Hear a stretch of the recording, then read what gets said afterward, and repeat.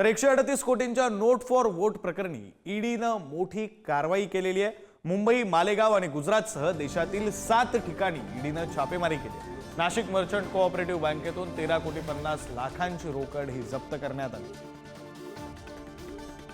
प्रतिनिधी किरण दासने आपल्यासोबत जोडले गेले, त्यांच्याकडून अधिकचा तपशील घेऊया। किरण, खरं तर नोट फॉर वोट या प्रकरणी सातत्यानं नवनवीन गोष्टी घडतायत, नवनवीन ठिकाणी छापे मारले जात आहेत। आता सुद्धा नवीन ठिकाणी छापे टाकले गेलेत आणि जवळपास 13,50,00,000ची जी रक्कम आहे ती बँकेतून सुद्धा जप्त करण्यात आलेली आहे।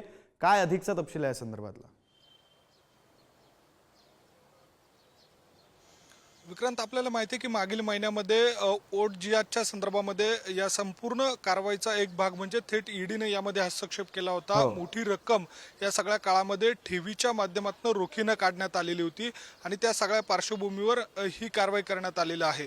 एकूणच जर बघितलं तर मालेगावमध्ये यापूर्वी जवळपास 4 ते 5 जणांना अटक करण्यात आलेली होती। यामध्ये बँकेचा सहव्यवस्थापक असतील आणि इतर आणखी एक कर्मचारी यांना देखील अटक केलेली होती आणि या सगळ्या पार्श्वभूमीवर तपास करत असताना इतकी मोठी रक्कम ठेवीच्या माध्यमातून रोखीने कशी काढली अशा स्वरूपाचा सवाल उपस्थित केलेला होता आणि त्यामागे वोट जिहाद आहे अशा स्वरूपाचा आरोप देखील भाजपचे नेते किरीट सोमय्या यांनी केलेला होता। ते थेट मालेगावमध्ये येऊन या संपूर्ण कारवाईच्या संदर्भामध्ये माहिती देखील जाणून घेत होते। त्यामुळे या सगळ्या दरम्यान याचं लोन आणखी कुठल्या शहरांमध्ये जाऊन पोहोचलेलं आहे याच्या अनुषंगानं ईडीने तपास सुरू केलेला होता आणि याच तपासाच्या अंती आता जवळपास 13.5 कोटी रुपये आतापर्यंत ईडीने ताब्यात घेतलेले आहे। जवळपास 150 कोटीहून अधिकची रक्कम या सगळ्या वोट जिहादच्या संबंधी वापरले गेल्याचा संशय आहे। त्यामुळे पुढील काळामध्ये आणखी काही रक्कम या सगळ्या दरम्यान आढळून येण्याची शक्यता आहे। त्यामुळे आता पुढील कारवाई ईडी नेमकी काय करते हे बघणं महत्त्वाचं असणार आहे। विक्रांत,